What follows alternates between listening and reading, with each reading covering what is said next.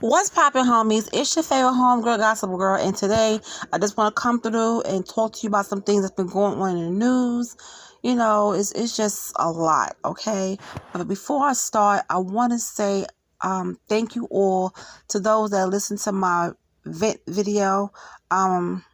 About how YouTube was, doing my videos and everything. I just wanted to vent to you guys, and those who comment and listen, thank you so much for being there for me. I do appreciate it. I just was going through a thing earlier, and I feel as if I'm not out here doing drama or just doing all the other stuff, I'm gonna have issues. But I'm still gonna put out these videos for you guys, and that's not gonna stop me. But I am still going to do my podcast. So anyway, let's get into this. Now, thank you, BB. Shout out to BB for sending me these two articles. Okay. And the first one she sent me was about a guy named Dennis Fredericks. Okay. He shot his girlfriend. Okay. He shot his girlfriend during an argument. So we're going to get into that. They did catch him. Hallelujah. Thank you, Jesus, for that. They did catch him. Okay. They did. It kind of makes you so sad that you can't even get into an argument with your boyfriend because you don't know what he's going to do to you. It's just really crazy. Okay? It's just really, really crazy.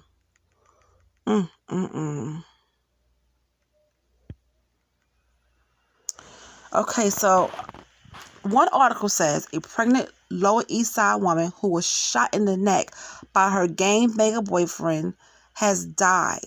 Okay? The 27-year-old woman died Thursday at a New York Presbyterian hospital, Lower Manhattan, and that was also said by the officials. The victim, who was about 3 months pregnant, had been on life support since November 11th shooting at her Fredericks house's apartment on Madison Street.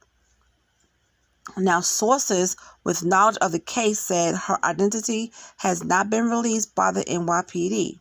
Her ex-con Dennis Fredericks bolted from the scene, pistol in hand, after the 8:45 shooting, police said. Responding officers found the victim in a first-floor apartment bleeding from a gaping neck wound. My daughter's been shot. She's pregnant. He shot her, a woman who identified herself as the victim's mother told the Daily News in the wake of the shooting. He was in jail for domestic violence. She and Fredericks have a young son, relatives said. Now, Fredericks, a member of the Air It Out gang, was located in New Jersey that night following a brief manhunt. The Air It Out gang, I never heard of that gang before, the Air It Out gang. But, it's just so many gangs now, you just don't know, I don't know. When he was arrested in Bogota, New Jersey, he had just carjacked an elderly motorist and had crashed a stolen car, authorities said. He also fought off cops taking him into custody, the Bergen County Sheriff's Office reported it. As of Saturday, Fredericks remained in New Jersey facing carjacking and assault charges. He's expected to return to Manhattan in the upcoming weeks to be charged in the woman's slaying. Lord Jesus. Fredericks, who lived in the Bronx and also go by the name of Dennis Applewhite, was sentenced to 3 years in prison in 2014 on conspiracy charge stemming from a firearms arrest in 2008 and is on parole until 2023. Well, he's not on parole no more because he's going back to jail. You mean they had him and the girl, they didn't release her name, had an argument. They also had a son together. And she was pregnant. She was 3 months pregnant. So you mean to tell me the argument between those two was so heated that he had to shoot her. Like, come on. Like, seriously? And now you wonder why people don't want to date anybody, don't want to hook up with nobody. Folks out here crazy. Folks out here crazy. But you know what? I send my love and condolence to her family. Because this is nothing easy to get through. Okay? This is nothing easy to get through. It's just so much is happening all at once. And it just seemed like a lot of pregnant women, their boyfriends or their significant other is murdering them. Like, are you serious? So, I can't wait for his charges to come through. And when I get updates about that, I will definitely let you guys know what his charges are and how much time he's going to get in prison. Okay, so let's move on to the next story. And also, BB sent me this story as well. A pregnant Philadelphia woman was gunned down after leaving her own baby shower on Saturday night. All right, the 32-year-old woman who wasn't identified was shot multiple times in the head and belly at around 8:30 p.m. Let me take this gum out of my mouth so I don't think I'm stuttering. Okay, that's much better. Now, while she unloaded gifts from the shower to carry into her home on Palmetto Street in Longcrest section of the city, ABC reported. I mean, the person that did this couldn't be more cowardly, Deputy Police Commissioner Justine told the station. An officer heard the gunfire and rushed to the scene. The woman, who was 7 months pregnant, was taken to Einstein Medical Center, where both she and her unborn child were pronounced dead minutes apart from one another, according to the Philadelphia Inquirer. Jesus.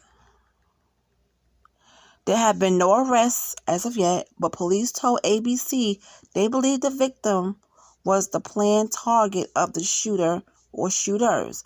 Roughly 11 gun shell casings were found at the scene. Neighbor Tom McDonald said everyone is getting tired of the violence in the area. I hear you. I hear you.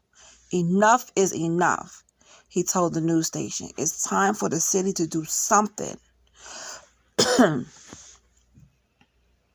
The city of brotherly love is approaching 500 homicides for the year, which is the most in a year on record for Philadelphia, and that was reported by CBS. And I wanted to send out prayers and condolences to the young lady's family. She was at her baby shower, she was loading the gifts, and she got shot. And, all this shooting, all this gun violence needs to stop. It needs to stop now. You can't do nothing. You can't even go anywhere. Something is always happening somewhere. Something is always going on somewhere. You can't even enjoy the rest of your life the way you want to, because, especially not outside, because you're scared you're going to get shot. It's just ridiculous. It needs to stop. It really does. It just needs to stop. And people get tired of hearing about this kind of stuff, but it's happening every day. It is happening every day.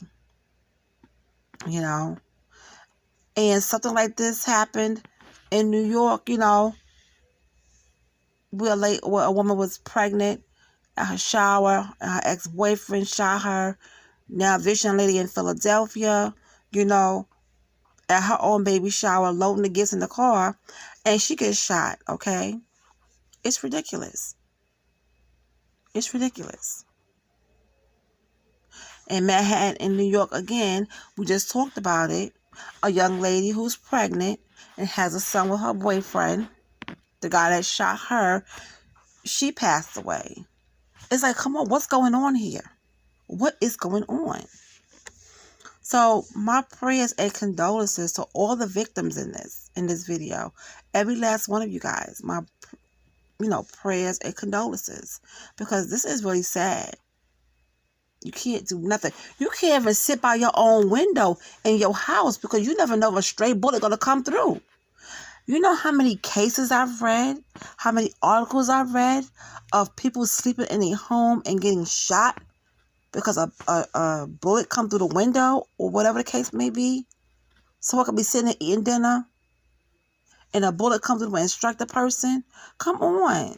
If you don't have, you're not safe outside, you're not even safe in your own home. And you can't sit by no window. It's just a lot. It's draining. That's what it is. It's draining. It really is. It is draining. Oh my goodness. So let's move on to the next article that I want to talk about. And this article is basically an update. Now, in one of my videos, I talked about a young woman named Justine Gurl. Okay, so now we have an update about her death. Okay. And her mother wants some answers. And you know what? I don't blame her because I would want answers as well. Okay, so Penn State student Justine Gurl sent a chilling final message on her Snapchat before falling to her death down a trash chute, according to her mom. The 19-year-old sophomore is said to have written something just happened to a friend shortly before plunging to her death last Wednesday.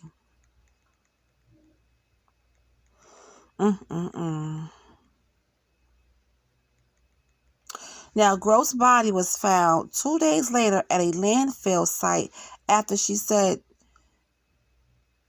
was said to have been offered drugs by an unnamed man on the night of her death. The message was time-stamped 11:22 p.m. on Wednesday evening, meaning it could be the last correspondence she sent before her death. Now, her mom, Francoise Gurl, has told New Jersey Advance she met with the boy who is said to have offered her daughter the drugs. She said, "I said to him, 'You're the last one to see my daughter. What happened?' He said kind of casually, like, 'She came down and I gave her smoke.'" Young people, I know you guys are out there smoking and doing what you do, but don't take things from nobody else because you can't. This stuff that's going out now is not pure, okay? And it doesn't matter who you get it from. This stuff is laced with all kinds of dangerous things, okay? It can make you go crazy. It can do something to your mind. It can make you feel a certain way. So if you guys are out there smoking, make sure you have your own stash. Don't get nothing from nobody, okay? And I'm not promoting it, but I'm just saying if you guys gotta have your own, gotta have a smoke of something because they're gonna do it one way or the other. Make sure it's your own stuff. Make sure it's your own stuff. Because I know too many people who smoke with somebody and they didn't feel right. They end up going to the hospital and some end up being just going crazy. So you can't smoke with nobody. I don't care how much you trust them. Get your own stuff. Smoke your own stuff. Do what you need to do with your stuff. Okay? Don't smoke nobody else's. Don't share nothing with nobody. So let's go back to this article. He says she had a really bad reaction, a panic or whatever, and he was trying to take her back to her apartment on the 10th floor. Now, Justine's body was found at a Pennsylvania landfill last Friday, a day after she was reported missing by her concerned family. Now, security footage from the night of her death shows her running along the 11th floor before heading to the chute room, her mother says. At that point, she appears to be alone. Now, in the footage seen by her mom, Justine had earlier left her apartment on the 7th floor and headed to the 10th floor where the unnamed man lives. Now, she appears unsteady on her feet leaving his apartment in the footage, Francois said, because before being seen running along the 11th floor alone. Francois said the footage is not like her, she added. She would never do something like that, go down a chute. They want me to believe she walked into that chute. I believe someone was chasing her and she went into the chute thinking it was a staircase. Now, a coroner's report has not yet been released, but police are said to have deemed the incident an accident. Penn State spokeswoman Lisa Powers said it would be inappropriate for the university to interfere with that investigation, nor to address information that has not been publicly released. She also added the university has offered its condolences to Justine's family and friends and has psychological counseling anyone available to who desires it. So her school is offering counseling to anyone who needs it after this stuff has happened to Justine. We are heartbroken for the family and friends of Justine Gurl and offer our condolences to all who knew and loved her.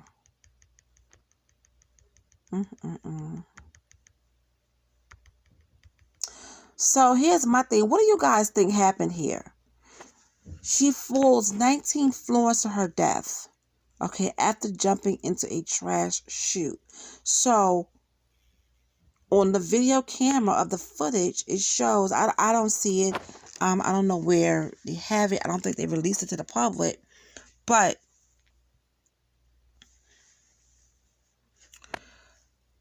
they see her, leaving, I guess, from his floor, like off balance. And the mom said that she would never do something like this. Let me just say this. I'm a mom of 5 children. Different ages. They're all grown now, except for the teenagers. But I can say what my child won't do, but they could be out there doing something totally different. Okay? And we all seen this time and time again. I'm just saying, we can't say what our kids won't do, because we don't know. We may think they won't do that because how they present themselves to us. But baby, when they get outside or far away from their parents, they're a whole different person. Okay? And I'm not saying Justine wasn't a sweet girl. I wasn't saying that. But maybe she did do a little bit of, smoke on the side, and her family just didn't know about it. But you can't say, she would, my kid wouldn't do this, because when your kids are away at school and they're not in your eyesight and you're not supervising them, baby, these kids turn into something totally different. And once again, I'm not saying anything to down Justine Gurl. I'm just saying for a lot of teenagers out there, we get, things happen to them and we read about them in articles or we hear about it on the news where, this person had this stuff in their system, and the mom would say, well, I don't know about that because they never even touched a cigarette or whatever it was. But their friends know more than what we know, okay? They friends know a lot more about what they be doing out there in them streets than what we know. And as for Justine's mother, she probably didn't even think didn't know Justine took a little smoke here and there. Okay? But the autopsy report has not been released, so we will see what's going on. But right now, they're ruling this incident an accident. Okay? But I will keep you guys updated as much as I can with this story. And it's unfortunate what happened to her. She smoked something and got a bad reaction to it. She wasn't stable in her mind. Maybe she thought she was going down the steps and she went into the chute room. Because when you smoke something and it's laced with something and your body have a different reaction to it, you can't think straight. Your body and your mind is off balance. So maybe she thought, okay, you know what, let me go downstairs to my apartment. But in all actuality, she went into that chute room and she fell to her death. And it's sad. And my heart and, prayers go out to her family because this is crazy, And I know her mother and her restaurant and her family are going through it. So, it's just sad all the way around. It is just sad all the way around. Well, like I said, if I find out anything more about this, I will let you guys know when the autopsy report, if it's public record. And if it's been talked about in the news article, I will give you an update. All right, so before I get out of here, I want to talk about Miss Tessica Brown, honey. Miss Tessica got his new single out. Yes, honey. Remember Gorilla Glue Girl? And she put that Gorilla Glue in her hair, and she had to get all that stuff taken care of. Well, honey, Tessica Brown got a new song called My Hair. Let's get into it. Okay, so I'm not going to play it in here because I'm not trying to get no copyrights or anything like that. But she is releasing a rap single detailing her hair horror. Okay. So Tessica Brown, who's 40 years old, is set to drop the track titled My Hair on Friday after hitting a Hollywood recording studio last month. The mom of 5 reportedly wrote the rap lyrics herself before working with independent music producer Phil Valley to create the track. Now, Brown and Valley were hoping to have Nicki Minaj feature on the song, but she did not, I guess she couldn't get her. The single features snippets of audio from a TikTok video that Brown recorded back in February, which detailed her Gorilla Glue, madness with her hair. How do y'all feel about that? I'm like, she's going to be making money off her own pain. Now, if anybody's going to make money off their pain, I guess she's going to be the one to do it.